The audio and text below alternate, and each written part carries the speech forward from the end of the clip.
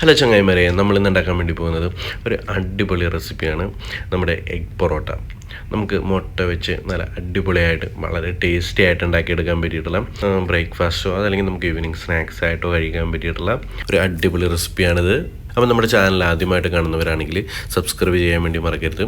Welcome to my channel the cooking taste with Stephen. അതിന് വേണ്ടിയിട്ട് നമ്മളിവിടെ എടുത്തിരിക്കുന്നത് ഒരു 3 മുട്ടയാണ്. നമുക്ക് 3-4 മുട്ട എടുക്കാം. പിന്നീട് നമുക്ക് വേണ്ടത് സവാളയാണ്. സവാള നമ്മൾ ഇതുപോലെ ഇങ്ങനെ ചെറുതായിട്ട് ഇങ്ങനെ കട്ട് ചെയ്തെടുക്കണം. പിന്നീട് വേണ്ടത് നമുക്ക് കുറച്ച് മല്ലിയില വേണം. അത് നമ്മൾ ഇതുപോലെ ഇങ്ങനെ ചെറുതായിട്ടാണ് കട്ട് ചെയ്തെടുക്കേണ്ടത്. പിന്നീട് വേണ്ടത് ഇഞ്ചിയാണ്. അതും ചെറിയൊരു കഷ്ണം എടുത്താൽ മതി. അതും ചെറുതായിട്ട് ഇങ്ങനെ കട്ട് ചെയ്ത്. പിന്നെ കുറച്ച് പച്ചമുളക് വേണം. 1-2 പച്ചമുളക്, നമ്മുടെ എരിവിനനുസരിച്ചിട്ട് പച്ചമുളക് എടുക്കാം. അതും ചെറുതായിട്ട് ഇങ്ങനെ കട്ട് ചെയ്തതാണ്. ഇനി നമുക്ക് ഒരു ബൗൾ എടുക്കാം. ആ ബൗളിലേക്ക് നമ്മൾ നേരത്തെ എടുത്ത് വെച്ചിരിക്കുന്ന മുട്ട അത് 3 നമുക്ക് ഇതിലൂടെ പൊട്ടിച്ചിട്ട് കൊടുക്കാം. പിന്നീട് അതിലേക്ക് നമുക്ക് കുറച്ച് പാലിട്ട് കൊടുക്കാം. നമ്മളിവിടെ എടുത്തിരിക്കുന്നത് 1 കപ്പ് പാലാണ്. ആ പാൽ നമുക്കിതിലേക്ക് ഇട്ട് കൊടുക്കാം. പിന്നീട് നമ്മൾ നേരത്തെ ചെറുതായിട്ട് കട്ട് ചെയ്ത് വെച്ചിരിക്കുന്ന സവാള അതുകൂടെ നമുക്കതിലേക്ക് ഇട്ട് കൊടുക്കാം. അതിൻ്റെ കൂടെ തന്നെ നമ്മൾ നേരത്തെ ചെറുതായിട്ട് കട്ട് ചെയ്ത് വെച്ചിരിക്കുന്ന ആ ഒരു മല്ലിയില, പച്ചമുളക്, അതുപോലെ ആ ഇഞ്ചി, ഇതെല്ലാം നമുക്കതിലേക്ക് ഇട്ട് കൊടുക്കാം. അതെല്ലാം ചേർത്ത് കഴിയുമ്പോഴത്തേക്കും നമുക്കിനി വേണ്ടത് ചില്ലി ഫ്ലേക്സ് ആണ്. അത് നമുക്ക് 2 സ്പൂൺ അതിലേക്ക് ഇട്ട് കൊടുക്കാം.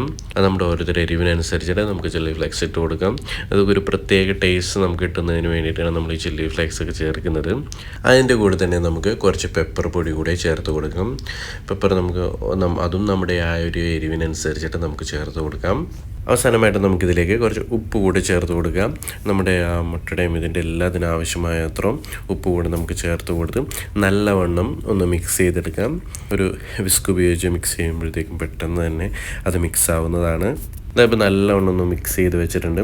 ഇനി നമുക്ക് അവസാനമായിട്ട് ഇതിലേക്ക് കുറച്ച് മൈദപ്പൊടി അതുകൂടി നമുക്ക് ചേർത്ത് കൊടുക്കാം. അതുകൂടി ചേർത്ത് കൊടുത്തതിന് ശേഷം നമുക്കിതൊന്ന് നല്ലവണ്ണം ഇളക്കി മിക്സ് ചെയ്യാം. ഇതായത്രയുള്ള ഇപ്പം നമ്മൾ നല്ലവണ്ണം ഒന്ന് മിക്സ് ചെയ്ത് വെച്ചിട്ടുണ്ട്. ഇനി നമുക്കൊരു പാനിലിട്ട് ഇതൊന്ന് ഫ്രൈ ചെയ്തെടുക്കുക. അതിന് വേണ്ടിയിട്ട് നമുക്കൊരു പാൻ അടുപ്പത്ത് വയ്ക്കാം. പാൻ നന്നായിട്ട് ചൂടായി കഴിയുമ്പോഴത്തേക്കും നമുക്കതിലേക്ക് എണ്ണ ഒഴിച്ചു കൊടുക്കാം. എണ്ണ നമ്മൾ പാനിൻ്റെ എല്ലാ ഭാഗത്തു നിന്ന് രീതിയിലൊന്ന് ചുറ്റിച്ചൊക്കെ വെച്ച് കൊടുക്കുക.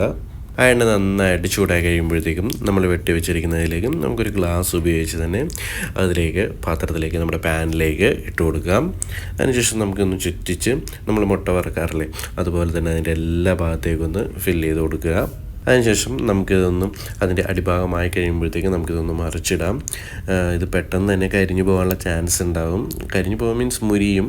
അപ്പോൾ അതുകൊണ്ട് തന്നെ നമ്മൾ പെട്ടെന്ന് നോക്കിയിട്ട് അത് മറിച്ചിടാൻ വേണ്ടി ശ്രമിക്കുക. നമ്മളെപ്പോഴും ചെയ്യുമ്പോഴത്തേക്കും ലോ ഫ്ലെയിമിലിട്ടിട്ട് വേണം ഇത് ചെയ്യാൻ വേണ്ടിയിട്ട്. അതല്ലെങ്കിൽ പെട്ടെന്ന് കരിഞ്ഞു പോകാനുള്ള ചാൻസ് ഉണ്ട്. അതുപോലെ തന്നെ ഇത് പെട്ടെന്ന് മറിച്ചിട്ടതിന് ശേഷം നമുക്ക് അടുത്ത ഭാഗം കൂടി നല്ലവണ്ണം ഒന്ന് വേവിച്ചെടുക്കാം. ഇത്രേ ഉള്ളൂ. ഇപ്പോൾ ഏകദേശം റെഡി ആയിട്ടുണ്ട്. ഇനി നമുക്കിതൊന്ന് കോരി ഒരു പാത്രത്തിലേക്ക് മാറ്റാം. ഇന്ന് നമ്മൾ ഉണ്ടാക്കിയിരിക്കുന്ന എഗ് പൊറോട്ട ഇവിടെ റെഡി ആയിട്ടുണ്ട്. വളരെ ഈസി ആയിട്ട് നമുക്ക് ചെയ്തെടുക്കാൻ പറ്റിയിട്ടുള്ള ഒരു റെസിപ്പിയാണിത്.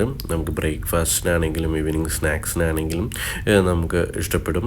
നമ്മുടെ വീട്ടിലെ കുട്ടികളൊക്കെ ഉണ്ടെങ്കിൽ അവർക്ക് ഉണ്ടാക്കി കൊടുത്തു കഴിഞ്ഞാൽ അവർക്ക് തീർച്ചയായിട്ടും ഇഷ്ടപ്പെടുന്ന ഒരു റെസിപ്പിയാണിത്. നിങ്ങൾക്ക് എല്ലാവർക്കും ഈ വീഡിയോ ഇഷ്ടമായെങ്കിൽ ലൈക്ക് ചെയ്യുക, ഷെയർ ചെയ്യുക, സബ്സ്ക്രൈബ് ചെയ്യുക. അതുപോലെ തന്നെ നിങ്ങളെല്ലാവരും ഒന്ന് ട്രൈ ചെയ്ത് നോക്കുക. അപ്പോൾ താങ്ക് യു ഫോർ വാച്ചിങ്.